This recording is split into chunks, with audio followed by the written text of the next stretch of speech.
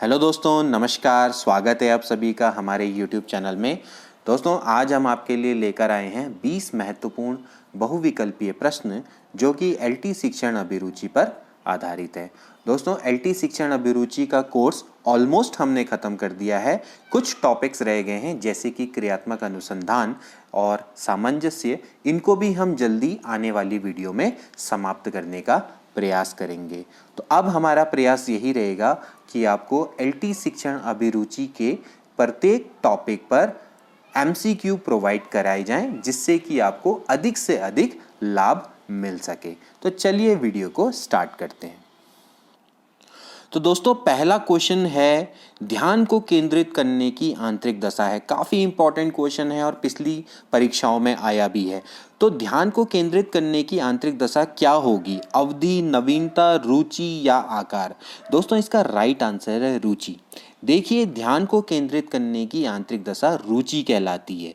व्यक्ति उन्हीं उद्दीपकों के प्रति अपना ध्यान केंद्रित करता है जिनमें उनकी रुचि होती है। जैसे भाई विद्यार्थी की पुस्तकों के प्रति रुचि होती है, संगीतज्ञ की संगीत के प्रति होती है, खिलाड़ियों की खेल के प्रति रुचि होती है। ओके, तो ध्यान को केंद्रित करने की आंतरिक दशा क्या है दोस्तों? रुचि है। जब तक इंटरेस्ट नहीं होगा तब तक आपका ध्यान केंद्रित नहीं होगा। ओके, तो आप उन्हीं उद्दीपकों के प्रति अपना ध्यान केंद्रित कर सकते हैं जिनमें आपकी रुचि होती है। ओके, इसके बाद अगला क्वेश्चन, प्रश्न संख्या 2, अवधान के आंतरिक अथवा व्यक्तिनिष्ठ निर्धारक हैं। दोस्तों, ये कुछ ना कुछ पिछले क्वेश्चन जैसा ही। अवधान का मतलब ध्यान केंद्रित करने का आंतरिक कारक अभी हमने पढ़ा था रुचि होता है। तो आप इस तरीके से पहचान सकते हैं कि इसमें राइट ऑप्शन क्या होगा? रुचि, लक्ष्य और अभिवृत्ति। यानी कि आपको ध्यान को केंद्रित करना है तो उसके लिए सबसे इंपॉर्टेंट क्या है कि आपकी उसमें रुचि होनी चाहिए, आपके लिए कोई लक्ष्य होना चाहिए। आप लक्ष्य पर अपना क्या करते हैं? ध्यान को केंद्रित करते हैं। और अभिवृत्ति यानी कि आपका एटीट्यूड। ठीक है, तो आपका उसकी ओर एटीट्यूड होना चाहिए। कैसा एटीट्यूड होना चाहिए? सकारात्मक एटीट्यूड होना चाहिए। किसी लक्ष्य पर ही आप क्या करते हैं? अपना ध्यान को केंद्रित करते हैं और इसके अलावा आपका उसमें इंटरेस्ट भी होना चाहिए। ओके, तो इस तरीके से अवधान के आंतरिक अथवा व्यक्तिनिष्ठ निर्धारक हैं रुचि, लक्ष्य और अभिवृत्ति। पहले पेपर में आया हुआ है और काफी इंपॉर्टेंट क्वेश्चन है। इसके बाद अगला क्वेश्चन दोस्तों, समान आयु के बच्चों में भी आकृति, योग्यता, स्वभाव, रुचि, प्रवृत्ति और अन्य बातों में बहुत अंतर होता है। इस संदर्भ में विद्यालय की क्या भूमिका है? बहुत सिंपल सा क्वेश्चन है। आपको आंसर बताना है कि जो मोस्ट एप्रोप्रिएट हो। ठीक है, तो देखिए, सुनिश्चित करना कि शिक्षक मानकीकृत निर्देश और पाठ्य पुस्तकों का उपयोग करे। सुनिश्चित करना कि सभी बच्चों का विकास एक ही प्रकार से हो। सुनिश्चित करना कि प्रत्येक बच्चे को अपनी क्षमताओं के अनुसार विकास का अवसर मिले और बच्चों के आकलन के लिए नियामक मानक स्थापित करना। ओके, तो आप बताइए कि इसमें से क्या आंसर होने चाहिए? देखिए, समान आयु के बच्चे हैं, उनमें भी भाई आकृति, योग्यता, स्वभाव, रुचि, प्रवृत्ति और अन्य बातों में काफ़ी अंतर पाया जाता है ना? तो होना क्या चाहिए? क्योंकि उनमें वो अंतर है तो प्रत्येक बच्चे को अपनी क्षमताओं के अनुसार ही विकास का अवसर मिलना चाहिए। ठीक है ना? तो ये सुनिश्चित करना है कि प्रत्येक बच्चे को अपनी क्षमताओं के अनुसार विकास के अवसर मिले। ओके, ये आप कभी भी सुनिश्चित नहीं कर सकते कि सभी बच्चों का विकास एक ही प्रकार से हो, क्योंकि सभी डिफरेंट है, सबकी क्षमताएं अलग हैं, सबकी रुचियां अलग हैं, सभी का एटीट्यूड अलग है, सभी का स्वभाव अलग है। तो आप ये कैसे सुनिश्चित करेंगे कि सभी का एक प्रकार विकास हो? आप विद्यालय होने के नाते बस इतना कर सकते हैं कि प्रत्येक बच्चे को अपनी क्षमताओं के अनुसार विकास के अवसर मिलें। बाकी सारे ऑप्शन इसमें गलत हैं। ओके, इसको आपने ध्यान में रखना है। Okay, next question.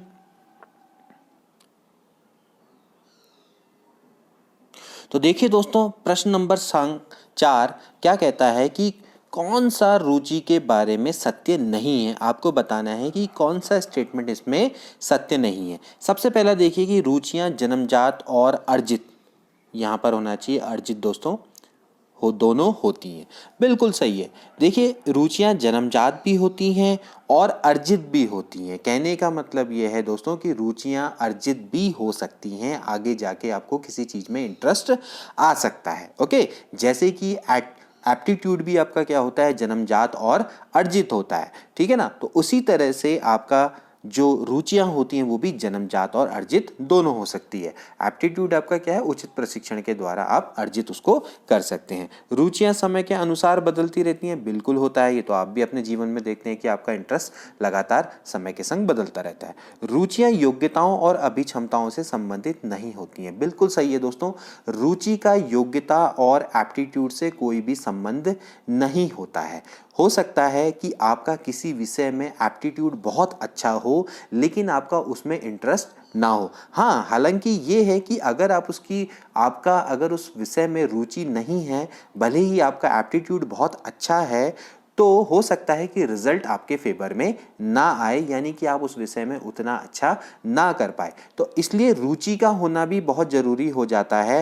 एप्टीट्यूड का मतलब सिंपल सा है कि आपके किसी स्पेशल क्षेत्र में आपकी विषय संबंधी योग्यता, क्या आपकी योग्यता है, वो आपका एप्टीट्यूड है, ठीक है ना। तो किसी क्षेत्र में आपकी विशेष योग्यता है, वो आपका एप्टीट्यूड है। और रुचि अलग चीज़ है कि आप उसमें कितना इंटरेस्ट लेते हैं। ओके, तो रुचियां अगला जो है, ऑफ कोर्स ये स्टेटमेंट गलत हो जाएगा। व्यवहार में आकर्षण और विकर्षण के प्रतिबिंब नहीं है दोस्तों। रुचियों के कारण ही आपके व्यवहार में आकर्षण और विकर्षण होता है, तो इसलिए ये स्टेटमेंट बिल्कुल गलत है। तो इस तरीके से ये इसका जो राइट आंसर है वो कौन सा है दोस्तों, डी इसका राइट आंसर है। आई होप कि ये क्वेश्चन आपको बहुत अच्छे से समझ में आ गया होगा, ठीक है। इसके बाद अगला क्वेश्चन, विद्यालय से विद्यार्थियों के भाग जाने का कारण है। क्यों विद्यालय से विद्यार्थी ज़्यादातर भाग जाते हैं? यूपीटीईटी में आया हुआ क्वेश्चन है, काफ़ी इंपॉर्टेंट है। जितने भी दोस्तों मैं क्वेश्चन में चुनकर लाया हूँ आपके लिए, ये सारे के सारे एग्जाम में आए हुए हैं और काफ़ी इंपॉर्टेंट है। देखिए, कक्षा शिक्षण में रुचि का अभाव, ठीक है, कक्षा शिक्षण में अगर रुचि का अभाव है तो ये एक तरीके से विद्यालय भाग जाने का कारण नहीं हो सकता। इसके अलावा विद्यार्थियों में अध्ययन में रुचि का अभाव, ये भी दोस्तों एक तरीके से वही कारण है कि विद्यार्थियों में अध्ययन में रुचि नहीं है, बट इससे भी विद्यार्थी भागता नहीं है। विद्यार्थियों को दंड नहीं देना, ऑफ कोर्स इससे तो नहीं भागेगा, दंड देते तो शायद वो भागने लग जाता। अब इसके बाद देखिए, समस्या के प्रति शिक्षकों की हम कह सकते हैं ये निर्णय नहीं होगा, ये निर्दय होगा, ठीक है ना, निर्दय अभिवृत्ति। देखिए, किसी भी समस्या के प्रति अगर शिक्षकों का निर्दयी एप्टीट्यूड है या एटीट्यूड है, तो वहाँ पर विद्यालय में विद्यार्थियों के भाग जाने की समस्या उत्पन्न होती है। बहुत इसका सटीक ऑप्शन जो है दोस्तों वो है डी, कि अगर समस्या के प्रति शिक्षक निर्दयी रुख अपना लेते हैं या एक तरीके से बच्चों को दंड देते हैं या एक तरीके से बहुत ज़्यादा हम कहते हैं ना कैलस एटीट्यूड उसको बोलते हैं, अगर वो अपना लेते हैं तो वहाँ पर विद्यार्थियों के एक तरीके से विद्यालय से भाग जाने का बहुत बड़ी समस्या पैदा होने लग जाती है, क्योंकि वो टीचर से बहुत ज़्यादा डरने लग जाते हैं ना। तो जो शिक्षक का निर्दयी व्यवहार है, निर्दयी एटीट्यूड है, ये दोस्तों विद्यार्थियों के भाग जाने का सबसे प्रमुखतम कारण है। ओके, इसके बाद कक्षा में विद्यार्थियों की रुचि बनाए रखने के लिए एक शिक्षक को उचित है। अब आप बताइए, इस तरह के क्वेश्चन कितने बार एग्ज़ाम में आते हैं और आपको इसका राइट आंसर भी बहुत इजीली आ जाना चाहिए। अब आप बताइए कि कक्षा में विद्यार्थियों को की अगर आपने रुचि बनाए रखनी है तो आप क्या करेंगे? आप श्यामपट्ट का प्रयोग करेंगे, चर्चा करेंगे, कहानी सुनाएंगे या प्रश्न पूछेंगे? ऑफ कोर्स आप क्या करेंगे? प्रश्न पूछेंगे। जितना ज़्यादा से ज़्यादा आप प्रश्न पूछेंगे उससे विद्यार्थियों में रुचि बनी रहेगी और वो हमेशा सजग रहेगा कि कहीं टीचर मुझसे क्वेश्चन ना पूछ ले, तो उसको इंटरेस्ट अपना दिखाना पड़ेगा, क्योंकि जब आप उससे क्वेश्चन पूछोगे तो उसको आंसर देना पड़ेगा, ठीक है ना, वरना उसको दंड का भय रहेगा, है ना। तो इसीलिए कक्षा में विद्यार्थियों को अगर रुचि बनाए रखनी है तो शिक्षक को लगातार प्रश्न पूछते रहने चाहिए। श्यामपट्ट का आप कितना ही प्रयोग कर लो, इंटरेस्टिंग नहीं हो सकता, इंटरेस्टिंग उसको बहुत बनाना पड़ता है। इसके अलावा चर्चा करिए, कोई फ़र्क नहीं पड़ता, कहानी कहेंगे वैसे ही बच्चे सो जाएंगे, कोई नहीं, लेकिन सबसे ज़्यादा इंपॉर्टेंट जो आपकी मेथड है वो है प्रश्न पूछना। ओके, इसके बाद बच्चों की रुचि बनाए रखने के लिए आप कौन सी विधि का चयन करेंगे? बच्चे किसी चीज़ में लगातार अपना इंटरेस्ट बनाए रखें, आप उसके लिए कौन सी विधि का चयन करेंगे? आप बच्चों को पढ़कर आने को कहेंगे और प्रश्न पूछेंगे, स्वयं गतिविधि करेंगे और बच्चों को बताएंगे, आप गतिविधि में बच्चों को शामिल करेंगे या बच्चों को स्वयं गतिविधि करने के लिए देंगे? तो अगर दोस्तों इसका राइट आंसर देखा जाए तो इसका राइट आंसर होगा दोस्तों, वो होगा कि बच्चों को आप स्वयं गतिविधि करने के लिए देंगे। देखिए दोस्तों, अगर आप बच्चों को स्वयं गतिविधि कोई करने के लिए देते हैं तो इससे बच्चों का उसमें इंटरेस्ट बना रहता है। ओके, आप क्योंकि वो बच्चे गतिविधि जब स्वयं करते हैं तो वो करके सीखते हैं, तो उनमें किसी भी कार्य को करने के लिए स्वतंत्रता रहती है, तो स्वतंत्र तरीकों को अपनाते हैं जिससे कि उनको रुचि उसमें बनी रहती है। तो आप इसको ध्यान में रखेंगे कि बच्चों में अगर आपने रुचि बनाए रखनी है तो आप बच्चों को स्वयं गतिविधि करने के लिए देंगे। तो ये क्रियाशीलता के सिद्धांत के अंतर्गत भी आता है कि कोई भी गतिविधि है जब तक वो करते रहेंगे तब तक उसका इंटरेस्ट उनमें बना रहेगा। ये चीज़ को आपने ध्यान में रखना है, ठीक है। इसके बाद अगला तो दोस्तों, पृथक पृथक समजाति समूह के व्यक्तियों के प्रति बच्चों की अभिवृत्ति साधारणतया आधारित होती है उनके अभिभावकों की अभिवृत्ति पर, उनके समकक्षियों की अभिवृत्ति पर, दूरदर्शन के प्रभाव पर या उनके सहोदरों की अभिवृत्ति पर। देखिए दोस्तों, अगर हम बात करें पृथक पृथक समजाति समूह के व्यक्तियों के प्रति बच्चों का एटीट्यूड किस पर आधारित होगा, वो उनके जैसे उनके अभिभावकों की अभिवृत्ति होगी वैसा ही तो बच्चों की अभिवृत्ति होगी ना।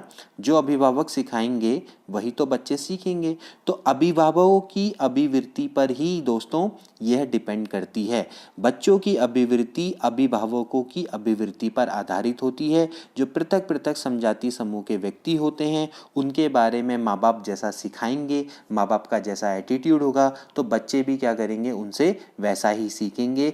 माँ बाप अगर बताएंगे कि ये समूह का व्यक्ति ऐसा है, इसके प्रति आप ऐसा दृष्टिकोण रखिए, तो वैसा ही बच्चे का भी उसके प्रति दृष्टिकोण रहता है। इसको आपने ध्यान में रखना है, ठीक है। इसके बाद विद्यार्थियों की अभिवृत्ति में परिवर्तन करने के लिए निम्न में से किस विधि का प्रयोग अध्यापक को नहीं करना चाहिए? किस विधि का प्रयोग आपने, अगर किसी विद्यार्थी के आपने एटीट्यूड में परिवर्तन करना है तो आप किस विधि का प्रयोग नहीं करेंगे, ठीक है। देखिए, दबाव में किसी बात या विचार के लिए राजी करना बिल्कुल सही है। देखिए, आप दबाव में किसी बात या विचार के लिए उसको राजी नहीं कर सकते, यानी कि आप अगर उसकी एटीट्यूड में चेंज लाना चाहते हैं तो आप उस पर प्रेशर नहीं बना सकते। आप उसको किसी बात या विचार के लिए राजी दबाव से तो नहीं कर सकते। ओके, तो आप इस विधि का प्रयोग ना करिए। बाकी किसी विचार को आप दोहराएं और दृढ़तापूर्वक व्यवहार करेंगे तो डेफिनेटली उसका एटीट्यूड उसके प्रति चेंज हो जाएगा। किसी प्रशंसनीय व्यक्ति के द्वारा समर्थन एवं स्वीकृति, ये भी सही है। और संदेश के संग सहचर्य स्थापित करना, एसोसिएशन स्थापित करना, ये भी दोस्तों एक तरीके से आप उसके एटीट्यूड में परिवर्तन ला सकते हैं। लेकिन अगर आप किसी बात को आप उससे प्रेशराइज करके मनवाएंगे या किसी विचार को आप प्रेशराइज करके उससे मनवाएंगे तो उसका दृष्टिकोण जिस विद्यार्थी के आप अभिवृत्ति में परिवर्तन करना चाहते हैं तो उसकी अभिवृत्ति में कोई भी परिवर्तन नहीं आएगा। तो आप इस विधि का प्रयोग ना करिए, जोर जबरदस्ती ना करें। ओके, इसके बाद अगला, एक सशक्त विद्यालय अपने शिक्षकों में निम्नलिखित योग्यताओं में से सर्वाधिक बढ़ावा देगा। देखिए, किसको बढ़ावा देगा? प्रतिस्पर्धात्मक अभिवृत्ति, परीक्षण करने की प्रवृत्ति, स्मृति या अनुशासित स्वभाव। देखिए, अगर एक विद्यालय है, एक सशक्त विद्यालय है, वो अपने शिक्षकों में क्या चाहेगा? वो चाहेगा प्रतिस्पर्धात्मक अभिवृत्ति। कहने का मतलब है कि उसमें प्रतिस्पर्धा भी हो और साथ में उनका एक अच्छा पॉजिटिव एटीट्यूड हो टुवर्ड्स टीचिंग, ठीक है। तो उनमें क्या होनी चाहिए? प्रतिस्पर्धात्मक अभिवृत्ति होनी चाहिए। एक सशक्त विद्यालय को ज़्यादा से ज़्यादा सशक्त बनाने के लिए ऐसे ही शिक्षकों की आवश्यकता होती है, ठीक है ना। परीक्षण करने की प्रवृत्ति, स्मृति और अनुशासित स्वभाव, दोस्तों ये आपके किसी विद्यालय को उतना सशक्त नहीं बनाते हैं जितना कि वहाँ टीचरों में अगर आपसी प्रतिस्पर्धा हो और उनमें एक पॉजिटिव एटीट्यूड हो, तो वहाँ पर एक हम कह सकते हैं कि विद्यालय उतना ही सशक्त हो जाता है। ठीक है ना, तो प्रतिस्पर्धात्मक आपके एटीट्यूड होना चाहिए। ठीक है ना, यानी कि ज़्यादा से ज़्यादा पार्टिसिपेट करने की आपकी एटीट्यूड होना चाहिए। इसके बाद आता है अपनी कक्षा के एक विद्यार्थी की प्रवृत्ति को यदि शिक्षक बदलना चाहता है तो उसको क्या करना चाहिए। देखिए, अगर आप किसी अपनी कक्षा के एक विद्यार्थी की प्रवृत्ति को बदलना चाहते हैं तो आप क्या करेंगे। क्या विद्यार्थी के संग कड़ाई से पेश आना होगा, कक्षा के अन्य विद्यार्थियों को उससे ना जानने योग्य दूरी रखने के लिए कहना होगा, उसके समूह के सभी सदस्यों की प्रवृत्ति बदलनी होगी, या विद्यार्थी को पढ़ने के लिए प्रेरित करना होगा। देखिए, अगर इसका राइट आंसर है दोस्तों वो है उसके समूह के सभी सदस्यों की आपको प्रवृत्ति बदलनी पड़ेगी, क्योंकि दोस्तों वो जिस समूह से आता है तो उस समूह की प्रवृत्ति को ही वो अपनाएगा। ओके, तो आपको करना क्या होगा कि आपको उस पूरे समूह की प्रवृत्ति बदलनी होगी और आपके अपने आप ही जो छात्र है उसकी भी प्रवृत्ति बदल जाएगी। ओके, तो उसका जिस ग्रुप में रहता है उस ग्रुप के सभी सदस्यों की आपको प्रवृत्ति बदलनी होगी, तो इससे अपने आप ही विद्यार्थी की प्रवृत्ति भी दोस्तों बदल जाएगी। कड़ाई से पेश आने में से कुछ नहीं होगा।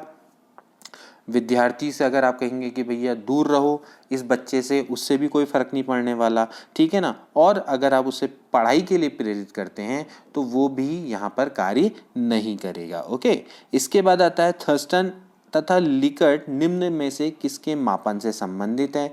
देखिए, थर्स्टन एवं लिकर्ट अगर आप देखें तो दोस्तों ये हैं अभिवृत्ति के मापन से संबंधित, एटीट्यूड के मापन के लिए इन्होंने विधियां बनाई थी, तो ये काफ़ी इंपॉर्टेंट है थर्स्टन एवं लिकर्ट। वैसे थर्स्टन अगर आप देखें तो हमने बुद्धि सिद्धांत के बारे में भी इसमें पढ़ा था, जो बुद्धि का समूह कारक सिद्धांत है उसके प्रतिपादक भी दोस्तों थर्स्टन ही है। ठीक है ना, लेकिन यहाँ पर मापन की बात हो रही है तो थर्स्टन और लिकर्ट ने जो बनाया था वो आपका क्या बनाया था, अभिवृत्ति मापन का सिद्धांत, यानी अभिवृत्ति के मापन से दोस्तों ये संबंधित है। ठीक है ना, इसको आपने ध्यान में रखना है कि अभिवृत्ति का मापन का जो मेथड है वो इनके द्वारा दी गई है, थर्स्टन और लिकर्ट के द्वारा। ठीक है, ये सारे क्वेश्चन पूर्व परीक्षाओं में आए हुए हैं इसलिए हम इनको डिस्कस कर रहे हैं। ठीक है, अब इसके बाद एक अच्छी समय तालिका के लिए क्या आवश्यक है।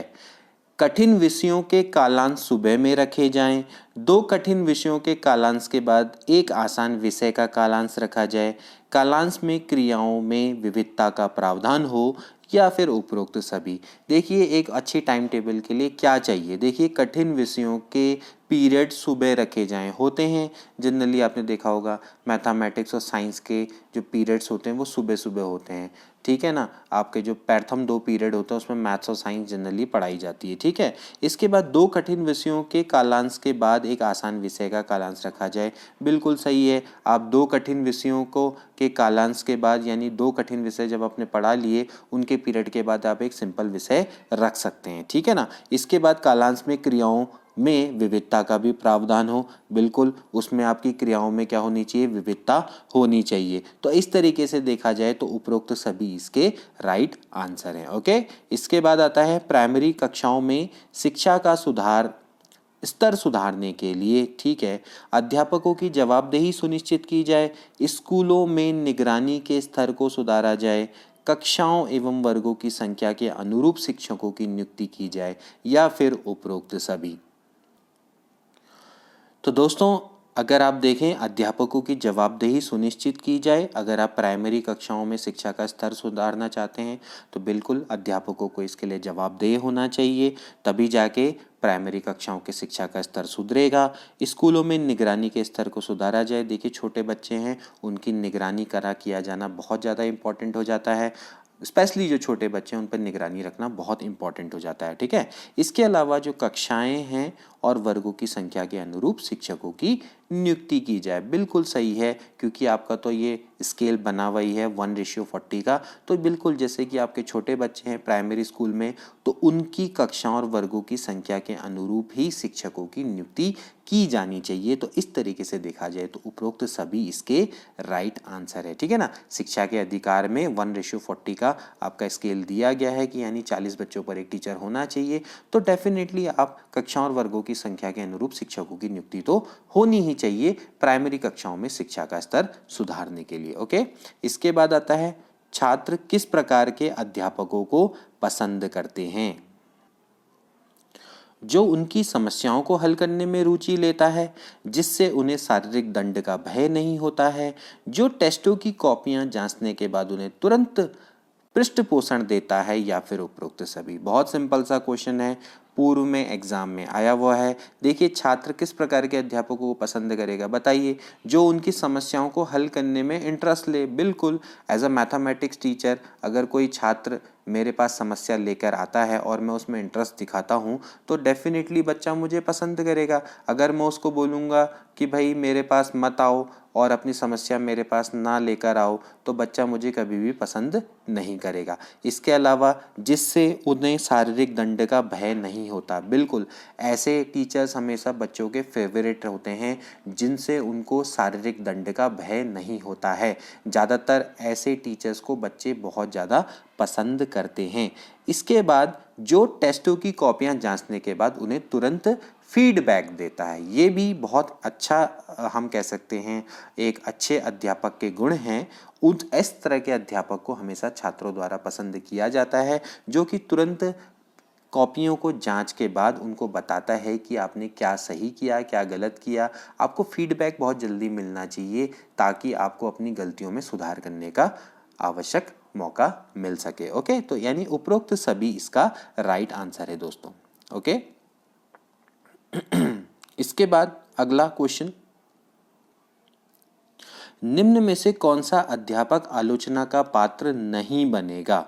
वह जो लगातार पढ़ाई चले जाता है और इस बात का कोई परवाह नहीं करता कि विद्यार्थी क्या सीख रहे हैं, जो समय पर कक्षा में आता है और इस बात का कोई ध्यान नहीं देता कि विद्यार्थी भी समय से कक्षा में आए, जो अपने विषय के बारे में बहुत अधिक तो नहीं जानता किंतु अपने विद्यार्थियों को बहुत अधिक जानने के लिए प्रेरित करता है, या फिर वो जो नैतिकतावादी है और अपने छात्रों को सदैव नैतिकता का ही पाठ पढ़ाता रहता है। अब आप बताइए, बीइंग अ टीचर आप क्या अच्छा मानेंगे? देखिए, अगर आप एक सच्चे टीचर हैं तो देखिए, भले ही आपके पास ज्ञान कम हो, ठीक है, लेकिन आपको जितना भी आता है अगर आप उसको बहुत अच्छे से एक्सप्रेस कर पाते हैं और छात्रों को ज़्यादा से ज़्यादा सीखने के लिए प्रेरित कर पाते हैं, so you are the best teacher in the world. Okay, आप इसको ध्यान में रखिएगा।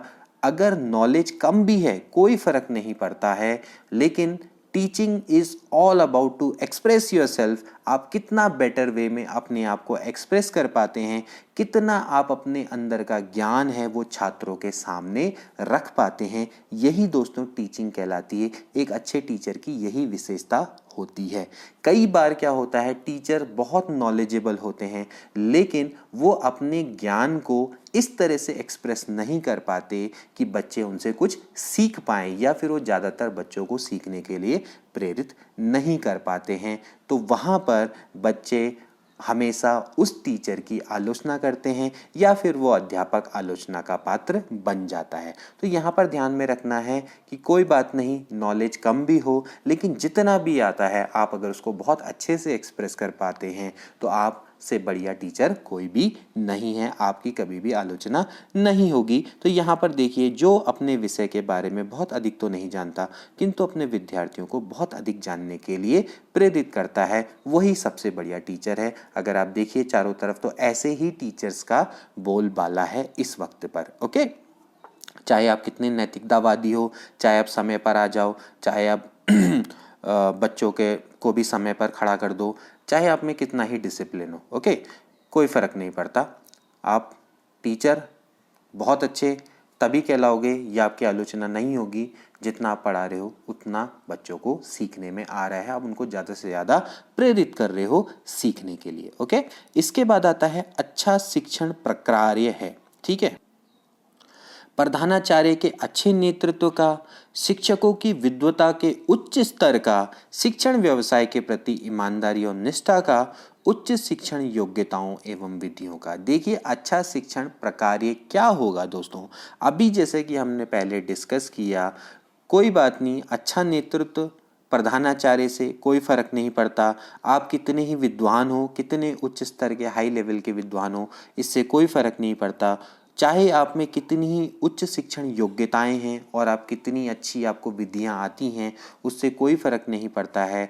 आप जब तक इन सभी का प्रयोग कक्षा में अच्छे से नहीं करेंगे तब तक आप अच्छे टीचर नहीं कहलाएंगे। और इन सब का प्रयोग आप कब करेंगे, जब आपकी शिक्षण के व्यवसाय के प्रति ईमानदारी होगी और उसके प्रति निष्ठा होगी। ओके, देखिए एक शिक्षक है, शिक्षक को अपने व्यवसाय के प्रति बहुत ज़्यादा ऑनेस्टी और निष्ठा होनी चाहिए, ठीक है ना। ये आपके अंदर एक अभिवृत्ति और एप्टीट्यूड एक अलग चीज़ है। एप्टीट्यूड तो आपके अंदर है, लेकिन आपको उसको एक्सप्रेस करना भी आना चाहिए। आपका पैशन ही आपको टीचर बनाता है।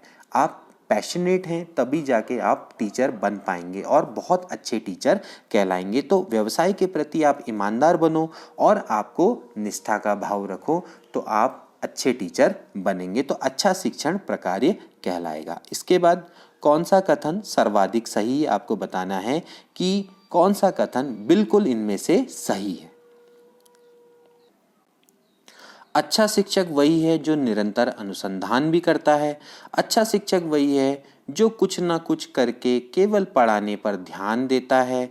अच्छा शिक्षक वही बन सकता है जो शिक्षण पर कम तथा शोध पर अधिक ध्यान दे, या फिर उपरोक्त सभी। तो बताइए इसका क्या आंसर होना चाहिए। तो दोस्तों इसका राइट आंसर है अच्छा शिक्षक वही है जो निरंतर अनुसंधान भी करता है, ठीक है ना। अच्छा शिक्षक वही है जो कुछ ना कुछ करके केवल पढ़ाने पर ध्यान देगा। केवल अगर आप पढ़ाने पर ध्यान देंगे और अगर अनुसंधान नहीं करेंगे तो इससे दोस्तों आपका शिक्षण प्रभावशाली नहीं हो पाएगा, आपको नवीन ज्ञान की प्राप्ति नहीं होगी। जब आप अनुसंधान करते हैं, आप रिसर्च करते हैं, तो आपको नई नई चीज़ें सीखने को मिलती है। इससे आपका ज्ञान अधिक प्रभावी होता है, आपका ज्ञान, आपको ज्ञान की प्राप्ति होती है और डेफिनेटली आपका जो शिक्षण है वो भी प्रभावी होता चला जाता है। क्योंकि देखिए कहीं ना कहीं शिक्षक है, अगर वो ज्ञानी नहीं है कोई बात नहीं, लेकिन वो जितना अनुसंधान करेगा, यानी कि वो रिसर्च भी करेगा पढ़ाने के साथ साथ, तो उसको क्या होगा, ज्ञान की प्राप्ति होगी। और जितना आप नॉलेजेबल बनेंगे दोस्तों, उतना आप कॉन्फिडेंस आपके अंदर बहुत झलकेगा, वो आपके व्यवहार में झलकेगा। The more you become knowledgeable, the more you will become confident person. आपने देखा होगा एक शिक्षक है जो ज़्यादातर अनुभवी शिक्षक होते हैं, उनके कॉन्फिडेंस लेवल काफ़ी हाई होता है। वो क्यों होता है, क्योंकि वो लगातार पढ़ाते भी रहते हैं प्लस वो रिसर्च भी करते रहते हैं। तो इससे क्या होता है कि जब वो रिसर्च करते हैं तो उनको नए नए कॉन्सेप्ट्स का पता लगता है, नए नए अनुप्रयोगों का पता लगता है, जिससे कि वो अपने शिक्षण को बहुत ज़्यादा प्रभावी बना सकते हैं। तो इसीलिए अच्छा शिक्षक वही है जो निरंतर अनुसंधान भी करता रहे। वो वही शिक्षक नहीं, अब देखिए जैसे यहाँ पर है कि अच्छा शिक्षक वही बन सकता है जो शिक्षण पर कम और शोध पर अधिक ध्यान। नहीं, देखिए आप after all you are a teacher, आप खाली शोध पर ही थोड़ी ध्यान दे सकते हैं। आप कोई वैज्ञानिक तो है नहीं कि बस आप रिसर्च पे ही लगे हुए हैं, नहीं, आप after all you are a teacher. तो ठीक है, आपको शिक्षण पर भी ध्यान देना है प्लस आप निरंतर अनुसंधान भी करते रहें, ठीक है। ये चीज़ें आपको ध्यान में रखनी है। इसके बाद सह शिक्षा वाली कक्षाओं में यौन संबंधी बातें करना कैसा है। कदापि ठीक नहीं। इस पर उतनी ही बात की जाए जितनी की प्रकरण में आवश्यकता है। इस पर विस्तार से चर्चा की जाए ताकि छात्र छात्राओं के मन में शंका न रहे, या उपरोक्त में से कोई नहीं। देखिए जब आपकी को एजुकेशन वाली कक्षाएं होती हैं, अगर उसमें यौन संबंधी बातों से संबंधित अगर कोई प्रकरण आता है तो उस पर उतनी ही बात करिए जितना कि प्रकरण में आवश्यकता है। अगर आप कोई टॉपिक है रिलेटेड जो कि यौन संबंधों से रिलेटेड है, जैसे कि स्पेशली बायोलॉजी में होता है, तो आप उस पर उतनी ही बात करिए जितना आपको प्रकरण सिखाने के लिए आवश्यक है, ठीक है ना। यानी कि आपको टॉपिक को क्लियर करने के लिए आवश्यक है, आप इधर उधर की बातें ना करें, ठीक है ना। तो यहां पर आपको ध्यान में रखना है कि इस पर उतनी ही बात की जाए जितनी की प्रकरण में आवश्यकता है, यानी कि टॉपिक बच्चों को अच्छे से क्लियर हो जाए, ठीक है। इसके बाद आता है एक अध्यापक के रूप में यदि किसी घटना का या प्रश्न का संतोषजनक स्पष्टीकरण नहीं मिलता तो शिक्षक इस बात की कोई विशेष परवाह नहीं करनी चाहिए। किसी ज्ञानी व्यक्ति से मिलने पर शिक्षक प्रतीक्षा करता है। शिक्षक पूर्व अध्यापकों से संपर्क करता है। शिक्षक उस समय तक चैन से नहीं बैठता जब तक कि उचित स्पष्टीकरण नहीं मिल जाता। देखिए दोस्तों, आपने देखा होगा कि अगर आप एक अच्छे टीचर हैं तो आपके सामने कोई प्रश्न आ जाए, सपोज करो एक मैथमेटिक्स का ही प्रश्न आ जाए, तो अच्छे टीचर होने के नाते आप क्या करेंगे? आप तब तक चैन से नहीं बैठेंगे जब तक कि आपको उचित आंसर नहीं मिल जाता या आपको उसका सही सॉल्यूशन नहीं मिल जाता। तो एक अच्छा टीचर होने के नाते आपको ध्यान रखना है कि अगर कोई घटना है या कोई प्रश्न है, उसका संतोषजनक स्पष्टीकरण अगर आपको नहीं मिला है तो आपके अंदर वो खोजी प्रवृत्ति होनी चाहिए। ठीक है, ये बातें भी सही हैं कि जैसा पहला वाला तो आप हटा दीजिए, इस बात को तो मैं नहीं मानूंगा कि किसी ज्ञानी व्यक्ति के मिलने की शिक्षक प्रतीक्षा करे। ठीक है, आप अपने से ज़्यादा नॉलेजेबल व्यक्ति से संपर्क कर सकते हैं, लेकिन प्रतीक्षा नहीं करेंगे, आप उससे मिलिए, कोशिश करिए कि जो आपसे ज़्यादा ज्ञानी है किसी सब विषय विशेष में, अगर वो आपसे ज़्यादा ज्ञान रखते हैं तो आप उससे संपर्क करिए और अपनी जो शंका है उसका समाधान करने का प्रयास करिए। इसके अलावा शिक्षक पूर्व अध्यापकों से भी संपर्क कर सकता है। ठीक है, जो आपसे पूर्व में पढ़ाए गए अनुभवी अध्यापक हैं, उनको काफ़ी एक्सपीरियंस होता है, तो वो भी आपकी समस्या का समाधान कर सकते हैं। लेकिन अगर आप निचोड़ देखेंगे तो निचोड़ यही है, इसके अंतर्गत सभी आ जाता है कि शिक्षक उस समय तक चैन से नहीं बैठेगा जब तक कि उसको उचित स्पष्टीकरण नहीं मिल जाता है। ओके, तो दोस्तों ये है आपकी शिक्षा के प्रति अभिवृत्ति, शिक्षक के छात्रों के प्रति अभिवृत्ति और शिक्षण कार्य के प्रति अभिवृत्ति, जो कि एक शिक्षक की होनी चाहिए। आई होप कि ये 20 प्रश्न आपको अच्छे से समझ में आए होंगे और आने वाले एग्जाम में आपको डायरेक्टली और इनडायरेक्टली फायदा पहुंचाएंगे। मिलते हैं अगली वीडियो में। Till then take care and good bye.